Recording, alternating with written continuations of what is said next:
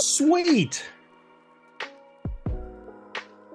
Uh, all That's right, awesome. man. Hit me. Seed oils. Carrying on. All right. So today we are going to be looking at the Sydney Diet Heart Study. Another one of them studies that gets thrown around on the internet to support the idea that seed oils are harmful to your health. So I have the original study here. We're going to look at that. We also, so last time in the Minnesota coronary experiment, there was a reanalysis by Christopher Ramsden and his colleagues. They also did a reanalysis on the Sydney Diet Heart Study. So we're going to take a look at that as well. But getting into this thing right away. So the Sydney Diet Heart Study was a trial in Australia that was looked at secondary prevention. So we have 458 men who had previous coronary heart disease, and the majority of them had had a myocardial infarction, so a heart attack, and then some other percentage of it was angina, and then the rest of them had some measure of coronary heart disease that was measured on ECG.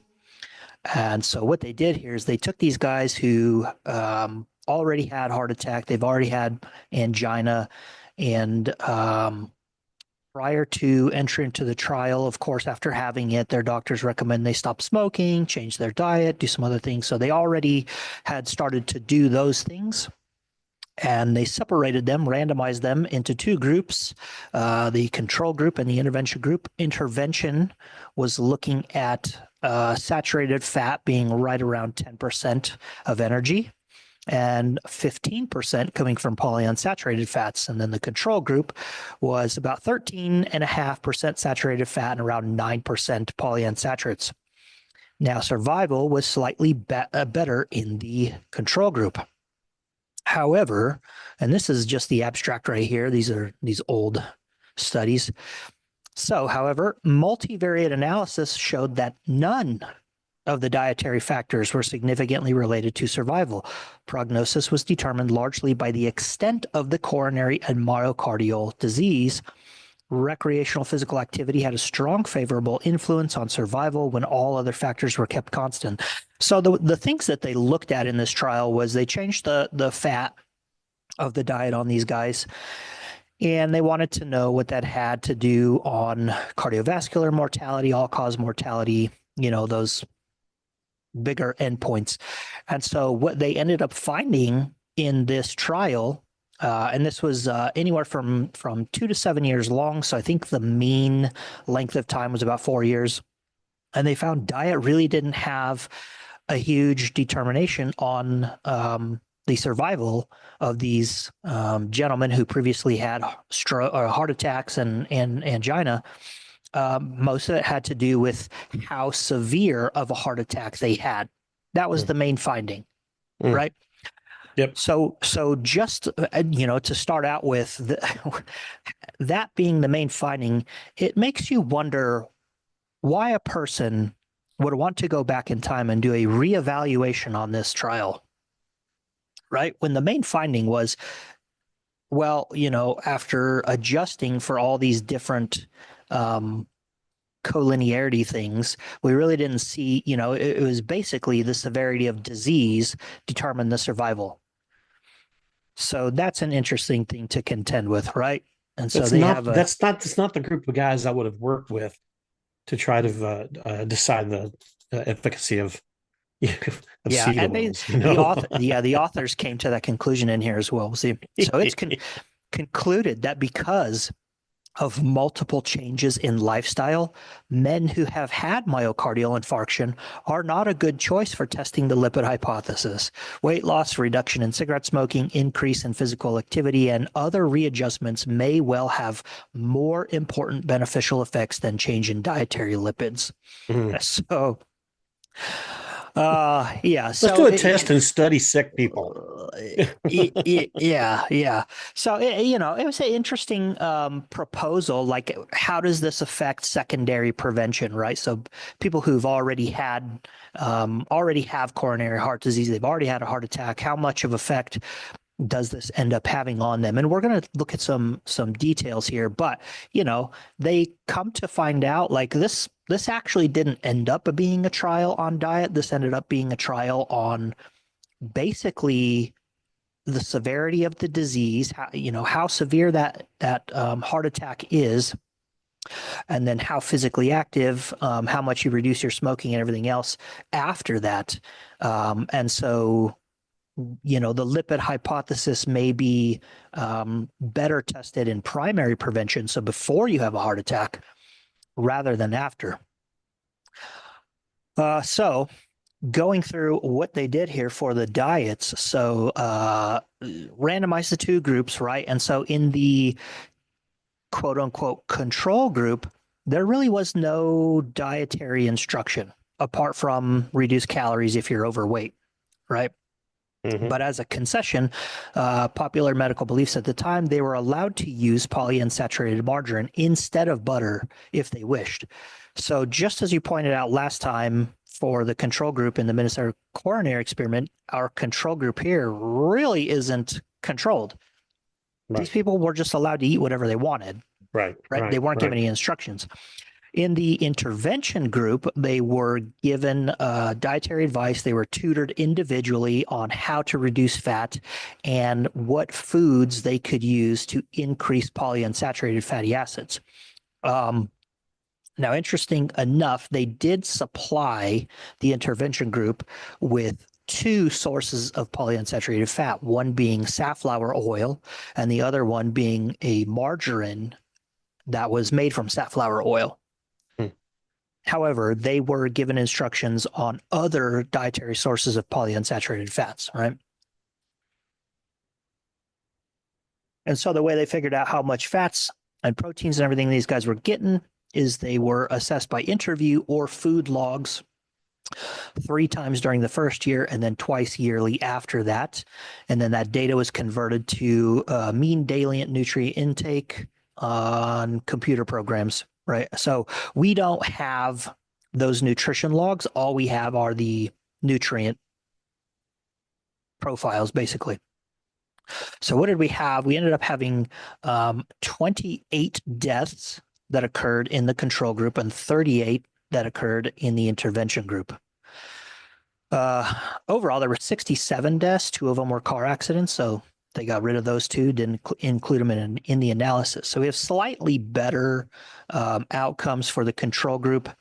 However, looking at so considering our endpoints, we're considering mortality, cardiovascular mortality, all-cause mortality. 65 deaths just is not a large number to have enough data to have statistical strength to make any kind of a decision, right? Out of 458, I think there would be people that might argue that, though. That's still like, what is that, an eighth or less of the group? Well, we're going to find out when we look at that reanalysis. So what they found out here, the following things were unfavorable for survival. So previous coronary disease, severe as opposed to mild or moderate infarction, presence of angina pectoris or usual, I can't pronounce this word, dyspnea. On exertion, cardiac enlargement, STT, and Q wave abnormalities in the ECG, excessive weight, and hyperuricemia. So, those were the things that they found were unfavorable to survival. So basically how severe of disease you had. It was clear the extent of the coronary disease and the functional performance of the myocardium were the major determinants of the prognosis.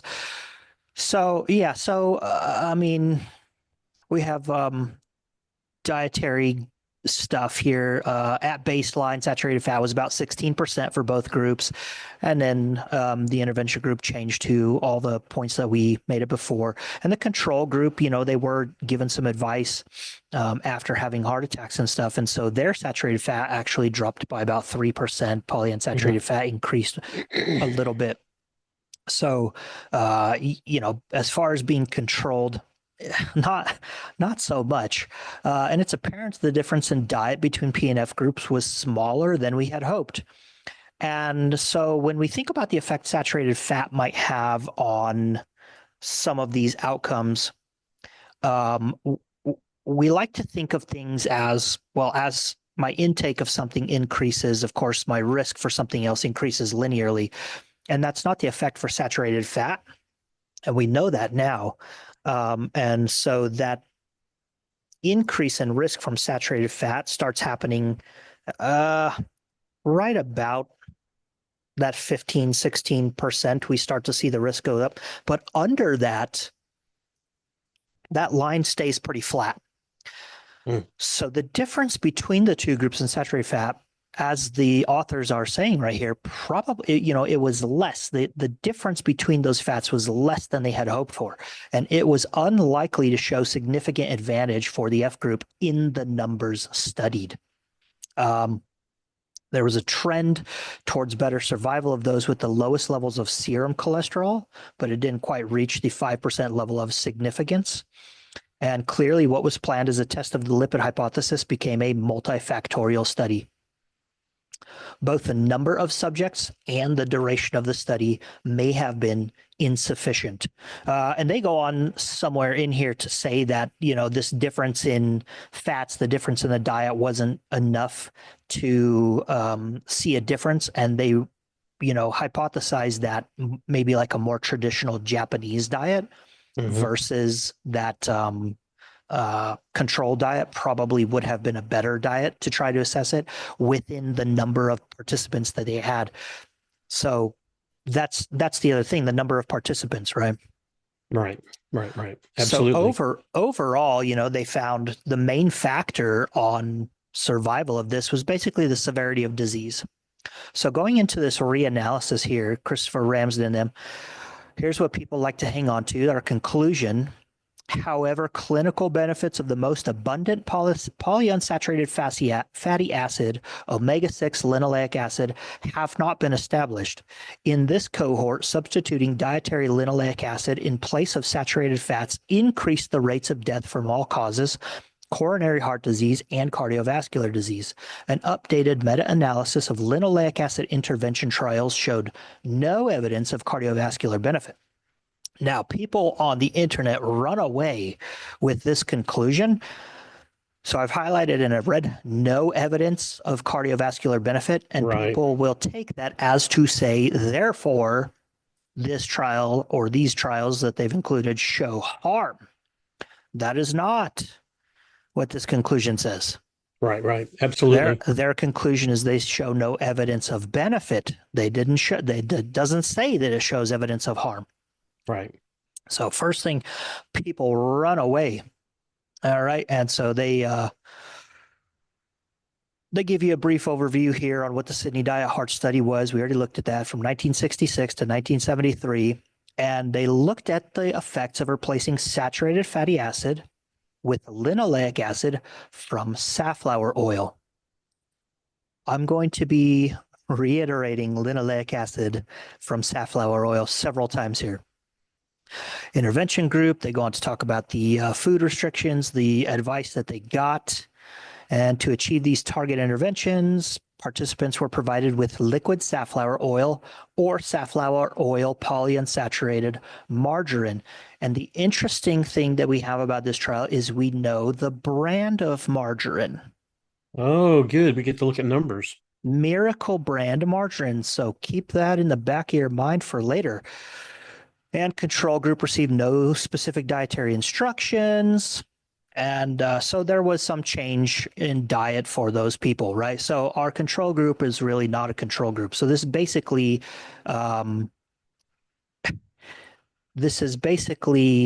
here's a group that got dietary advice versus a group that did not. It really isn't an intervention versus control.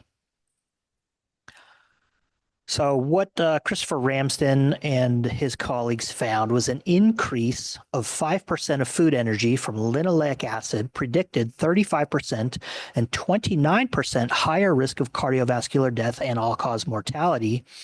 And in their models, they adjusted for age, dietary cholesterol, body mass index at baseline, smoking, alcohol use, and marital status. So these are the things that they adjusted for in their multivariate analysis. Now, when you adjust for something in your multivariate model, what you're doing is removing the statistical effect that that thing has on your outcome. Interesting to note here, the one thing that they did not adjust for, Dwayne, was the main finding, the main finding in the original study, which was severity of disease. Of course not. So, of course, if you don't remove the thing that was found to be causing the signal, you will still be receiving a signal. I'm not surprised. I'm not surprised. I expected that. Yeah. Okay. So they go on to say these unfavorable effects of linoleic acid shown in the Sydney Diet Heart Study are consistent with two other randomized control trials in which experimental dietary conditions selectively increase linoleic acid in the place of saturated fatty acids by replacing animal fats and common margarines with corn oil. Together, these three trials provide a rare opportunity to evaluate the specific effects of increasing N6 linoleic acid without confounding from concurrent increases in omega-3 PUFAs. Now, certain oils, vegetable oils, seed oils have alpha linoleic acid, which is an omega-3. And so what they've kind of did in their analysis is they say, well, we found in these trials where the oils contained omega-3, we do start to see some benefits. But in these three trials that used oils where they really have only high amounts of linoleic acid, we see these increases in harm, right? So Sydney Diet Heart Study, what they're saying is a rare opportunity to evaluate the specific effects of increasing linoleic acid without confounding from any other dietary fat, right? So let's go on to see what they say here. Individual PUFA species were not recorded as separate entities in the 7-day food records. Therefore, we cannot exclude the possibility that other PUFA species were altered in either group. Come on, man. So in one breath, they're saying, oh, well, this is a rare opportunity to evaluate the specific effects of specifically linoleic acid. But we can't exclude. Right. However, we can't say that's actually the case because we don't have evidence for it. So, yeah. So in that intervention group, they were given dietary advice on how to increase polyunsaturated fats from a broad spectrum of foods. We don't have the dietary logs, so we don't know where those polyunsaturated fats were coming from. Could it have been from the safflower oil provided? Could have been, but we don't know that. So coming down here, another factor that could have been altered by the intervention is dietary trans fatty acids. Now, we talked about this last time, remember? Yep. We had this big problem during the 60s and 70s, all the way up into as of recently, where we were partially hydrogenating oils to create margarines, so soft and hard margarines. And so the hard hydrogenation is basically we're just adding hydrogen to the carbon chain of this fat molecule. Right. All right. Right. So this association was not widely appreciated during the Sydney Diet Heart Study, and the trans fatty acid content of participants' diets was not recorded. Now, they're going to go on here to try and explain away the same way they did last time of why they think that, well, it really can't be the case that trans fatty acids are confounding this trial here. So they say restriction of common margarines and shortenings, the major sources of trans fatty acids in the intervention group, would be expected to substantially reduce consumption of trans fatty acids compared with the control group. Now, if you remember correctly, the control group was given advice after their heart attacks to go ahead and replace butter with margarines. And the intervention group was given safflower oil and also Miracle brand margarine made with safflower oil.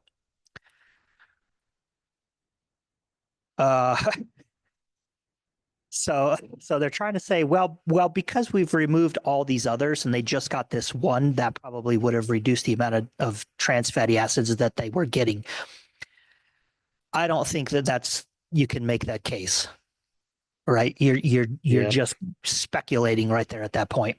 Yep. All right. Yep. So Yep. because dietary trans fatty acids are predominantly 18 carbon MUFA isomers. Now, again, interestingly enough, we know the brand, right? Miracle. Miracle brand. So let's go down. I found this very, very old study, which was produced at the time. I can't remember where the date is on this. This is early 60s. And this is on the role of safflower oil in edible oil applications. And we have a whole section here on hydrogenated safflower oil properties. So plasticized, which just means they're making margarine with it, right? Yep. Hydrogenated safflower oil products such as margarine or shortenings may evidence physical crystal changes or polymorphisms, and it is believed that this behavior is related to the high percentage of carbon-18 symmetrical type glycerides formed during the course of hydrogenation. Let's go back here to our Ramsden reanalysis. Ramsden and his colleagues state because dietary trans fatty acids are predominantly 18 carbon MUFA isomers. So what we see is when we hydrogenate safflower oil in itself is a high polyunsaturated fat, specifically linoleic acid.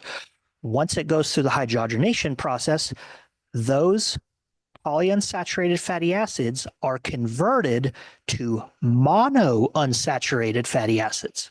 So the shortening that the margarine that they were given would not have been high in linoleic acid. They would have been high in monounsaturated fatty acids, specifically these carbon 18s. So the question becomes, how much of that would have been in the Miracle brand margarine? And I found another very old study. This is 1962, fatty acid contents of margarines and other table fats. And if we go down to our first table here, fatty acid content of margarines and other fats, what do we have? Miracle brand margarine. There it is. Our fatty acid composition of margarines in percent of total fatty acids. So the percent of total fatty acids in Miracle brand margarine that was 18 chain carbon, monounsaturated fatty acid was 62%. One of the highest. That's the highest percentage of fat in that margarine. Okay, so in Ramsden analysis here, they're going off of the assumption that all of the PUFAs that came from the intervention trial are coming from linoleic acid. However, we don't have data on where the polyunsaturated fats were coming from. They were also given an oil and a margarine, and the margarine would not have been high in linoleic acid. Right. And it's very high in this 18-1 monounsaturated fatty acid. And we know that at the time, the amount, it's in that other deal over here. I can't remember where it was. I didn't highlight it. So the amount of trans fats that would have been in this Miracle brand margarine would have been somewhere around 15 to 25% trans fat.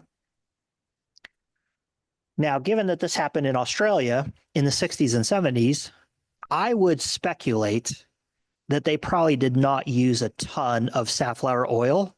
They were probably replacing a lot of their cooking fats, being butter, with the margarine and spreading butter on toast with the margarine.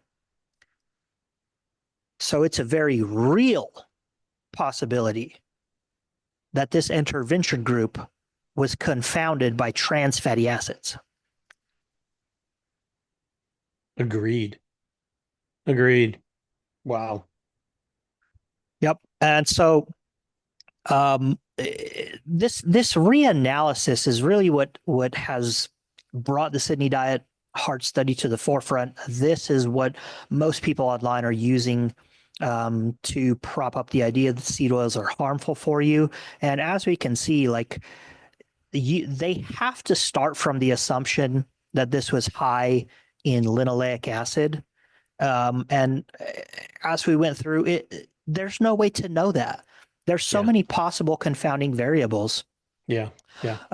And of course, where they're getting this increase of cardiovascular death and all-cause mortality from 5% of linoleic acid is predicated on their assumption that these polyunsaturated fats came from linoleic acid, which they acknowledge, right here in the very next. Can't exclude the possibility. Hey, yeah, they don't know where the PUFAs were coming from. Where do these people learn to do studies like this? It's like, wait a minute. Really? Mm-hmm. It's not rocket science. Yeah. And, we're going to scroll all the way down here. So in their own meta-analysis, so we can see the Sydney Diet Heart Study right here. Now, Dwayne, remember I was telling you that the 65 deaths that happened in this trial were quite small when we're looking at these outcomes, cardiovascular death and all-cause mortality? Yes, yes. So Sydney Diet Heart Study right here, our point estimate, 1.74, so a 74% increased risk of cardiovascular. I think this one's cardiovascular. From coronary heart disease. So risk of death from coronary heart disease, 74% increase. Our confidence interval is 1.04 to 2.91. There's a 250% variance in the point estimate, which speaks to how imprecise that small number of deaths for the small number of people on these specific outcomes gives us. All right. So they have up here in their meta-analysis, they have the Minnesota coronary experiment for men and women. It's interesting that they separated those two. Look at that Sydney confidence Heart level. Study. The women, holy cow, 0.60 to almost 2. Yeah. That's so massive. The confidence intervals on these trials extremely wide. And this was their linoleic selective.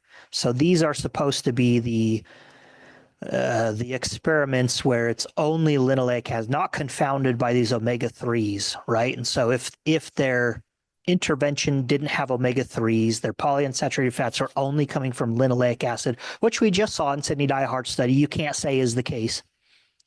We see their overall risk is over here to the right, so it'd be favors control, which would show harm from seed oils.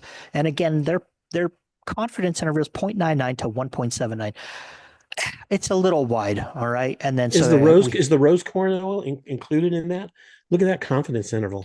Yeah, just a 0.62 to 37. Yeah, is that included in the average? Well, yeah, that's included in the average.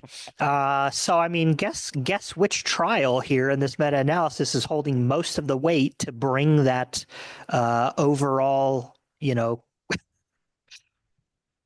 point estimate to the right there. Yeah, for those of you that are wondering, 37.5. Yeah, for those of you listening, confidence intervals, they really are important when they get much smaller. So well, it tells us, it tells us how precise our point estimate can be. Yes. And it lends to how much weight we're giving on this overall when we combine all of these things and we have an overall estimate effect. All right. So looking at these mixed omega-3 and omega-6 interventions, we can see all of these point estimates are to the left of the line.